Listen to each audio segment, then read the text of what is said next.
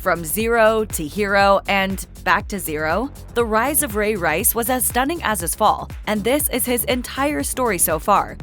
Ray Rice found a promising future in football even before he left high school. In 2003, Rice and ex-Jacksonville Jaguars safety Courtney Green led New Rochelle High School to a 32-6 win against Webster Schroeder, which earned them a Class AA state championship. Rice summed up his high school experience in an interview with WJZ. You can only be the man for a moment. Over my career, high school, I was the man. Rice subsequently attended Rutgers, where he quickly became known for his talent as a rusher. He rushed for an impressive 4,926 yards with the Scarlet Knights and broke Rutgers Hall of Famer Terrell Willis's record. But it wasn't his spectacular display on the field that kept him going. As he said at the time, "None of my individual stats mean that much. To do it here at Rutgers and have everyone supporting you is great." In 2008, Ray Rice was picked in the second round of the NFL Draft by the Baltimore Ravens. Scarlet Knights head coach Greg Schiano said at the time, "The Baltimore Ravens are getting a tremendous player and person in Ray Rice. Ray proved at the college level that he was one of the elite players in the nation, and I think he will have an outstanding NFL career as well." You have talented players and you develop them. The next stop is the NFL.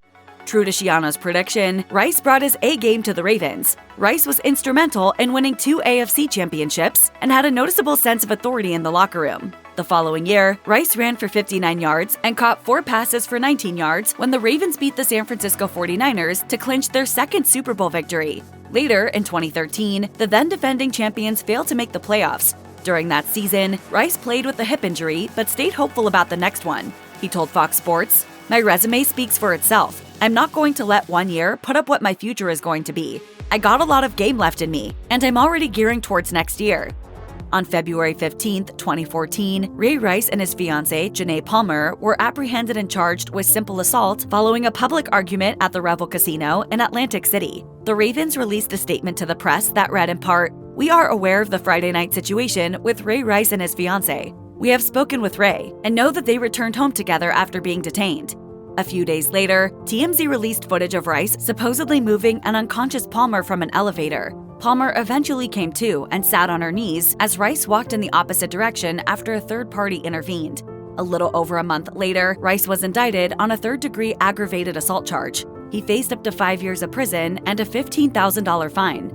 A day after Ray Rice was formally charged with third-degree aggravated assault, he and Janae Palmer walked down the aisle. According to the Daily Mail, Rice and Palmer's nuptials took place far ahead of their scheduled summer date. Photos of the event were posted by Ravens player Torrey Smith, Eagle star Kerry Williams, and Buccaneers running back Bobby Rainey. Smith later told the Baltimore Sun, "Everyone knows that we're tight. I'm tight with Ray. I'm tight with Janae. He is like a brother to me, and she's like a sister to me and my wife as well."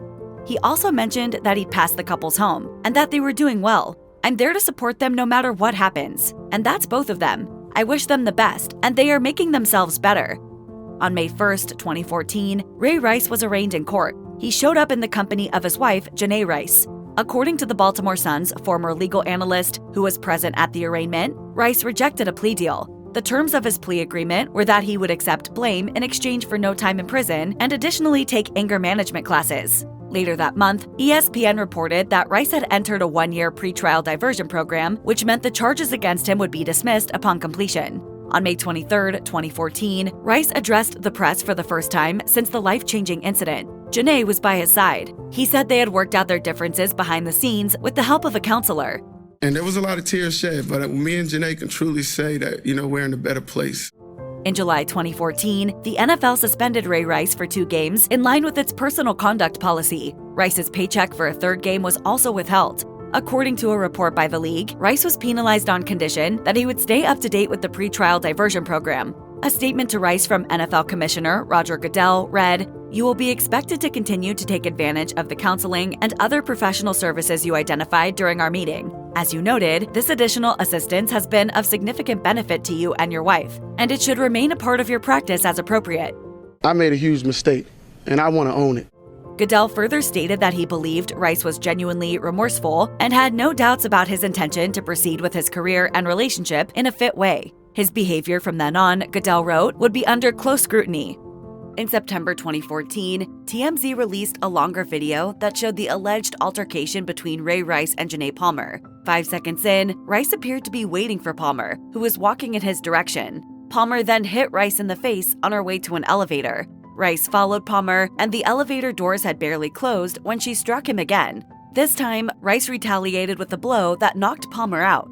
TMZ coughed up a figure in the neighborhood of $90,000 to obtain the soundless footage and had allegedly paid $15,000 for the first clip. The publication claimed that the computer from which the recording had come was identified, but the individual who had used a phone to capture it remained untraced. The Associated Press later claimed to have gotten hold of sound from a more lengthy clip in which Rice and Palmer were yelling obscenities at each other.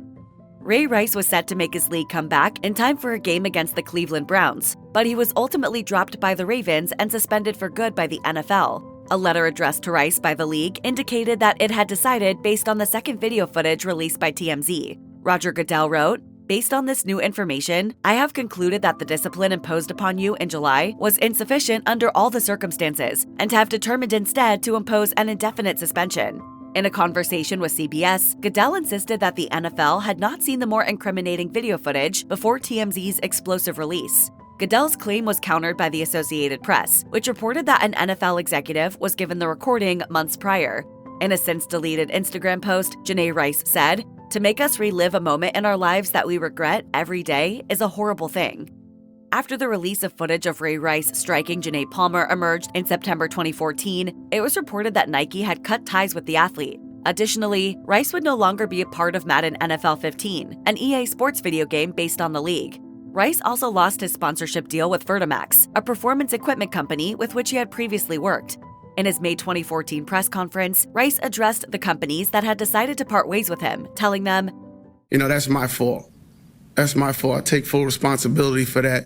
In his conversation with CBS, Roger Goodell insisted that the details he'd been given about the events that occurred between Ray Rice and Janae Palmer had been unclear. He explained, "When we met with Ray Rice and his representatives, it was ambiguous about what actually happened." According to 4 separate sources who spoke to ESPN, however, Rice had admitted to slapping his wife at his June 2014 disciplinary meeting. This suggested that the NFL had known the truth about that night, even before the second video was released. Rice went on to appeal his suspension. In a November 2014 hearing, Goodell was called to the stand. His testimony went past the 2-hour mark. Following the 2-day arbitration process, Rice was reinstated by the league. In a statement to the press, Rice said, "I made an inexcusable mistake and accept full responsibility for my actions. I am thankful that there was a proper appeals process in place to address this issue." In March 2015, Ray Rice reportedly entered a $1.5 million settlement with the Baltimore Ravens, which was only a fraction of the $3.8 million he asked for. Then, in a May 2015 Men's Journal feature, Rice mentioned that he was gearing up to return to the league. He said, "I'm ready to give it another shot." Although it was reported that the Pittsburgh Steelers may have been eyeing Rice, his NFL career had reached the end of the road. When Sports Illustrated caught up with Rice in 2016, he was a part-time coach at his former high school and hoped to return to school. He told the publication, "I have to go back to college and finish my degree. My wife has a degree. She's a finisher. I have to give the same message to my kids." Ray Rice pledged that if he were signed by an NFL team in 2016, his entire earnings would go toward charities catering to domestic violence victims. He told USA Today, "Me donating my salary is something that'll be from the heart for me. I only want to play football so I can end it the right way for my kids and for the people that really believed in me. But I know there's a lot of people affected by domestic violence, and every dollar helps. It's raising awareness." While no NFL teams took up Rice's offer, he later began a community-centered nonprofit organization, Pipeline to Prosperity, which promotes an active lifestyle amongst youth. Speaking in an interview with CCNA Strategic Media, Rice said the initiative was inspired by the wave of sluggishness during the COVID-19 pandemic. I seen what it was doing to my own kids, right? And I seen a lot of my youth in New York getting in trouble. The organization's name, he said, was borrowed from the phrase pipeline to prison and intended to have a positive impact on children at risk of ending up in prison. Kids that go through adversity, growing up in single-parent households, and the numbers are there. They're out there. In December 2023, nearly a decade after Ray Rice's career with the Ravens ended, the team honored him as a legend of the game before a game against the Miami Dolphins. Rice made his way onto the field with his children in tow, flexed his muscles, and waved as the crowd cheered. He later told CBS, "This was like winning the Super Bowl for me. "I appreciate the celebration of look at where we are now."